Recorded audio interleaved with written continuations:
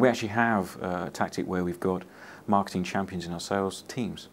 So as part of their performance plan, that they are sales guys, they're quoted, their metrics on sales, they work in the sales team, but their link into us is that they work as an extended part of my team. So they get direct feedback from their peers, which the peers may not feel comfortable giving to the marketing director. Some do, some don't. So I get 3 or 4 sources of feedback, and then you start to understand the pattern of the feedback. Having those advocates in the sales force, not necessarily sales management because it's a different process, but having the guys who are on the shop floor, on the phones and with customers, who are actively engaged and in some cases rewarded, recognition and call-outs to their peers for doing a good job outside of their normal sales job, just promotes a high level of engagement. The big results we've seen, and I think in the 12 months I've been doing this particular role in Dell, the relationship between sales and marketing has improved greatly.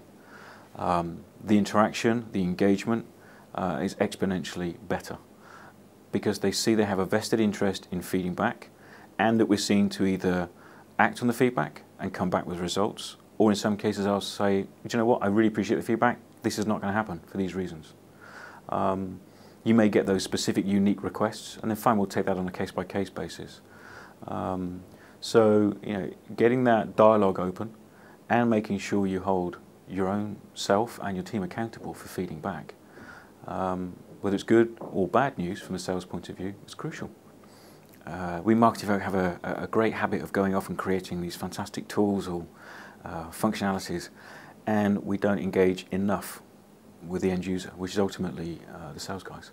So I use key contacts in either the technical side of the business, the support functions, and the sales force themselves, depending on what's being required, both in region to effect the right output from a global point of view, or in country to effect the right output from my EMEA point of view.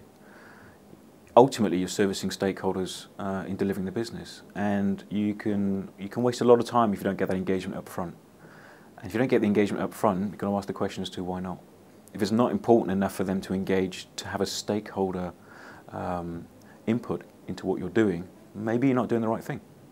Maybe you think it's the right thing to be doing, but if it's important to them, they'll get on the phone. And you walk them through the process, and at the end of it, they're much more likely to use it and tell their friends, colleagues to use it. So it's a real focus in terms of making sure that whatever initiative that you're doing, you're leading, or you're part of, that the right people are engaged up front, not just marketing folk. Alignment between marketing and sales happens in a number of ways. The primary one being is to look at the salesperson's pipeline. We work on a ratio of between 3 to 1 or 2.5 to 1 in terms of sales closure. So it's very easy to look at someone's sales pipeline over the next 12, 18 months and look at what coverage they have over their quarter. Based on that, you can then start to devise individual programs to start helping that individual salesperson achieve their goals. With that in mind, you get a lot of focus from the sales team. If you're carrying out broad brush campaigns, then you won't get the focus. If you're helping a specific salesperson achieve their goals, you get a lot of focus. And I think that's one key element that a marketeer should look at. Broad brush programs are all important in terms of brand, but when it comes to opportunity generation, it has to be down to a salesperson level, regardless of the size of team. We've been making some real steps to make sure that our communication really works within the company between sales and marketing. So as a senior management team, so that's not just sales, marketing, finance, and our managing director, all sit down and we talk about the tactical priorities for the week. Then head of marketing, myself, our sales director and our business development manager all sit down and we determine what our priorities are for the week. Then to our own teams, we then relay that information. So there's that continual flow of information, and any questions that come back through the line as well are addressed in those meetings.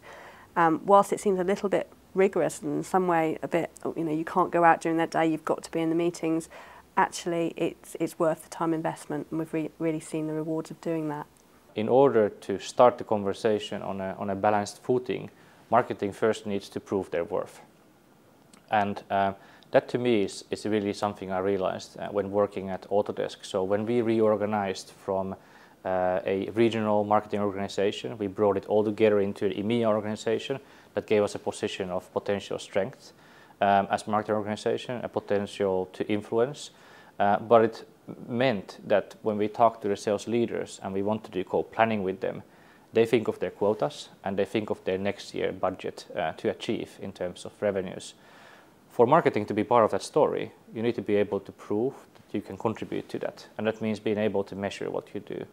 To me, that really is the key. So just to summarize, is the realization as a company that is important, to getting the leadership to think together about it, to prove marketing's worth, that it can be part of that conversation, and then actually doing it practically in terms of planning and all the way to practical execution.